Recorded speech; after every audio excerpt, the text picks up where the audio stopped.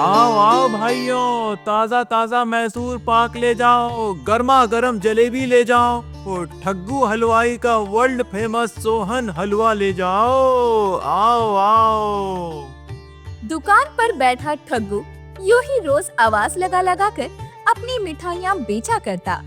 अरे भैया कहाँ जा रहे हो? ये देखो मीठे मीठे रसगुल्ले बस अभी बनकर तैयारी हुए हैं, बोलो कितने किलो बांधूं?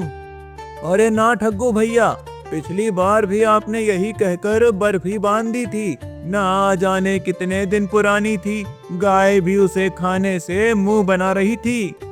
अरे कमबख्त, जोर जोर से बोल के लोगों को क्या सुना रहा है? कभी कभी एक आधा पीस गलती से एक डिब्बे से दूसरे डिब्बे में कूद जाता है, अब इसमें बेचारे दुकानदार का क्या कसूर? अजी ये हलवाई ही नहीं है, भला आप ही बताइए, सुबह सुबह भी कोई मिठाइयाँ खाता है? खाली पेट चीनी से मोटापा बढ़ता है। आप तो ये लीजिए गर्मा गर्म समोसे, ये आपको ठग्गू की तरह ठगेंगे नहीं। ऐसे ही ग्राहक को घुमा फिरा कर बेचू समोसे कचौरी बेच देता है। दरअसल ठग्गू, बेचू और समझू तीनों भाई थे जो एक ही गांव में अलग अलग घर में रहा करते थे। ठग्गू लोगों को चूना लगाकर ताजे मिठाइयाँ चखाता और बासी बांध देता।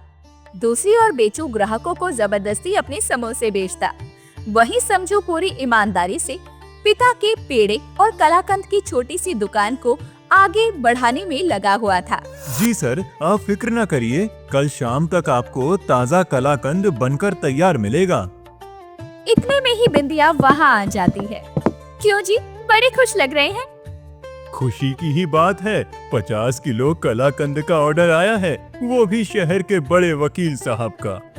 बस जी, ये सब तो आपकी मेहनत और मिठाइयों के बढ़िया स्वाद का कमाल है कि दूर दूर से लोग आपकी दुकान का पूछकर यहाँ आते हैं। इसमें मेरा क्या है बिंदिया, ये तो पिताजी की बनाई हुई पहचान है, जो कलाकंद और पेड़े का नाम लेते ही लोगों को हमारी ही दुकान का स्वाद याद आता है। पर आप थोड़ा सतर्क रहिएगा, आगे दिवाली आने वाली है। बेचू और ठगू भैया के इरादे शुरू से ही आपकी दुकान को लेकर सही नहीं है। तुम फिक्र मत करो बिंदिया, दुकान का दिन रात ध्यान रखने के लिए मैंने कुछ खास सोच लिया है। समझू बिंदिया दोनों एक दूसरे का साथ देकर काम को आगे बढ़ा रहे थे। वहीं दूसरी ओर बेचू की दुकान पर काम करने वाला गुल्लू उससे कहता है, बेचू भैया, आजकल आप मंडी से इतना कम माल लाते हैं कि हर 5-6 दिन में और माल की जरूरत पड़ जाती है। आजकल कम माल भी सस्ता पड़ने लगा है क्या? बेवकूफ बना के फ्री के माल को बेचकर उसमें से जो मुनाफा निकाल ले उसे ही तो बेचू कहते हैं। पर वो कैसे? आजकल मैं हर हफ्ते गांव के बाहर एक नई मंडी जाता हूं और सभी किसान भाइयों सुनो, मैं कनकपुरा गांव का एक बड़ा समोसे कचौरी का व्यापारी हूं और हर बार नई मंडी में अपने किसान भाइयों का फायदा करने की सोच से माल खरीदता हूं, वो भी कम से कम 1 क्विंटल। तुम सब में जिसकी दाल और आलू सबसे बढ़िया और सस्ते होंगे उससे मैं अगले दिन आकर पूरा ही माल खरीद ले जाऊंगा। पर हाँ, तुम्हारा माल कैसा है उसे चेक करने के लिए सभी से 1-1 किलो मुफ्त लूंगा। बेचारे सभी भोले भाले किसान बेचू की बातों में आ जाते हैं और 1-1 किलो सामान बांधकर उसे दे देते हैं, इसी आस में कि माल एक ही व्यक्ति को बेचेंगे तो अच्छा मुनाफा हो जाएगा और समय भी बचेगा। और मैं 1-1 किलो करके फ्री के 5-6 किलो बढ़िया दाल, आलू और मैदा से समोसे कचौरियां बनाकर लोगों को बेचता हूँ और सूखा मुनाफा कमा लेता हूँ। इसी तरह बेचारे गरीब किसानों से मुफ्त का सामान लेकर बेचू अमीर बनने में लगा था। वहीं दूसरी ओर रोजाना की तरह ठग्गू मिठाइयों में मिलावट करने में व्यस्त था। पूरा 1 किलो मावा है, कम से कम 4 किलो मैदा मिलाता हूँ इसमें, तब जाकर मिठाई में वजन बढ़ेगा। और ये मूंगफली काजू कतली बनाने के लिए सबसे बढ़िया जुगाड़ है। 60 रुपए किलो की मूंगफली, 80 की चीनी और ये मिलावटी मावा, अब बनेगी 1000 रुपए किलो की काजू कतली। वाह ठग्गू, शुद्ध मिठाई बनाना तो कोई तेरे से सीखे। दूसरा भाई बेचू अक्सर अपनी बीवी को मायके छोड़ आता। घर भी रहकर क्या ही करेगी, दिवाली से एक दिन पहले वापस लेने जाऊंगा तो मुफ्त में मिठाई, घी और कपड़े आ जाएंगे। वैसे भी धंधा इन दिनों कुछ मंदा ही चल रहा है। उधर रात के समय नई फरमाइश लिए ठग्गू की बीवी संध्या बोलती है। अजी सुनते हो, मैं आपसे कह देती हूँ, मुझे इस दिवाली सोने के कंगन चाहिए ही चाहिए। सोने के कंगन तो छोड़ो, जो दुकान की हालत चल रही है, इस दिवाली घर में दीपक जल जाए वही गली मत समझो। सस्ते और नकली दूध से मिठाइयाँ बना के 4 गुना भाव में बेचते हो, इतने पैसे जाते कहाँ हैं? भला जमाना था वो, अब कहाँ मेरी किस्मत वैसी कि मैं लोगों को बेवकूफ बनाकर मिठाई बेच सकूं। अब तो लोग 2 बातें सुना देते हैं, मिठाई मुंह पर मार कर चले जाते हैं, वो अलग। अरे क्या हो गया, मैं मिठाई में मिलावट करता हूँ तो ये गांव वाले क्या थोड़ी मिलावट नहीं खा सकते? ज्यादा से ज्यादा क्या होगा, 1-2 लोग बीमार ही पड़ेंगे ना। बीतते समय के साथ समझू ईमानदारी से रोज बढ़िया दूध से पेड़े और कलाकंद बनाता रहा, जिससे उसकी मिठाइयाँ शाम होने से पहले ही बिक जाती। अब गांव में किसी के यहाँ रिश्ता होता या कोई त्योहार, समझू की दुकान ही गांव वालों की पहली पसंद बन चुकी थी।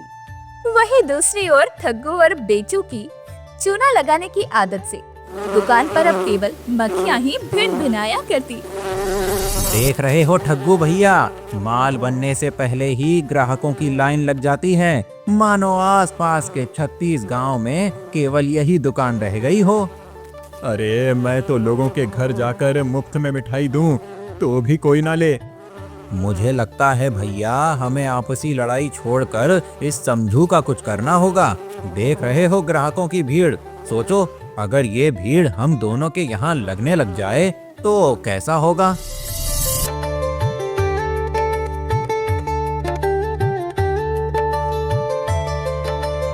अरे वाह बेचू, आज पहली बार तूने फायदे की बात की है। अगर रोजाना अभी जैसा हाल चलता रहा तो हम भी जल्दी ही रास्ते पर आ जाएंगे। इसीलिए मैंने सोचा इस समझू का कुछ करना पड़ेगा। अगर तुम भी मेरे साथ हो तो आज रात 10 बजे हम मेरी दुकान के पीछे मिलते हैं। धीरे धीरे शाम से रात होने लगती है। बेचू और ठग्गू दुकान के पीछे मिलके एक योजना बनाने लगते हैं। 4 दिन बाद दिवाली आने वाली है, समझू ढेर सारी मिठाई बनाएगा। सोच ठग्गू, कितने ग्राहकों की लाइन लगेगी। इसमें खुश होने वाली क्या बात है, इससे तो उसका ही फायदा होगा ना। बिक्री ज्यादा होगी तभी तो फायदा होगा, लेकिन सोच अगर पहला ही ग्राहक मिठाई चखे और उसे मिठाई में से बदबू और स्वाद खट्टा लगे तो? पर ये कैसे हो सकता है? वो सब तू मुझ पर छोड़ दे, तू बस मेरा साथ दे और जैसा जैसा मैं कहता हूँ वैसा वैसा कर। रात के अंधेरे में बेचू अपने भाई ठग्गू के साथ मिलकर समझू की दुकान पर रखी सभी ताजा मिठाइयों को बासी मिठाइयों से बदल देता है। अगली सुबह रोज की तरह समझू मंदिर से होकर सीधा अपनी दुकान की ओर जा रहा था। तभी सीमा नाम की लड़की उसे रास्ते में मिलती है। अच्छा हुआ समझू भैया आप मिल गए, मैं आप ही की दुकान पर जा रही थी। आज शहर से बुआ जी और फूफा जी आ रहे हैं, तो पिताजी ने 1 किलो कलाकंद मंगवाया है। हाँ हाँ बेटा आओ, बस दुकान सामने आ ही गई है। ये लो, कल शाम को ही ताजी मिठाइयाँ बनाई हैं, जाओ ले जाओ, पैसे मैं पापा से ले लूंगा। अब इसी तरह 2 घंटे में समझू की सारी मिठाइयाँ बिक गई। वहीं दूसरी ओर पेड़ के पीछे ठग्गू और बेचू रात को बोए अपने बीज के फल का इंतजार कर रहे थे। अरे ये क्या मिठाई है, मिठाई खाने से अचानक मेरे पेट में भयंकर दर्द क्यों हो रहा है। माँ, मेरा तो उल्टियाँ कर कर के बहुत ही बुरा हाल हो रहा है।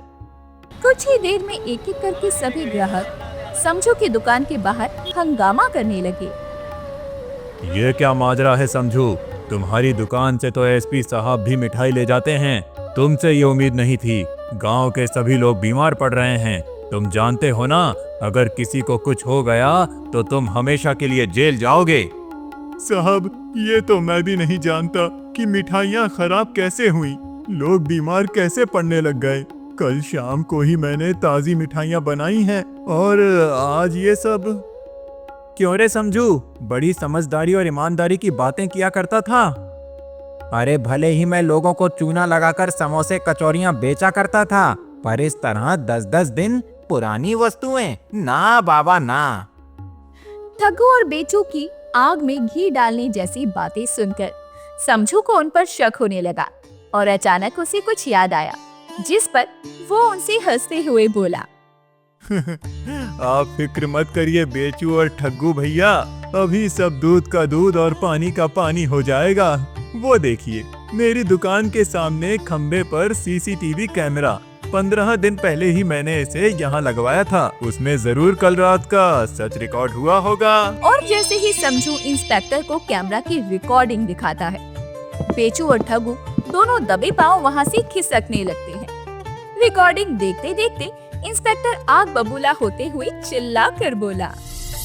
ठग्गू, बेचू, हमें माफ कर दो समझू, हमने लालच में आकर ये सोचा कि अगर हम तुम्हारी दुकान का नाम मिट्टी कर दें तो कोई तुमसे मिठाई नहीं खरीदेगा और सभी ग्राहक हमारी दुकान पर आने लगेंगे।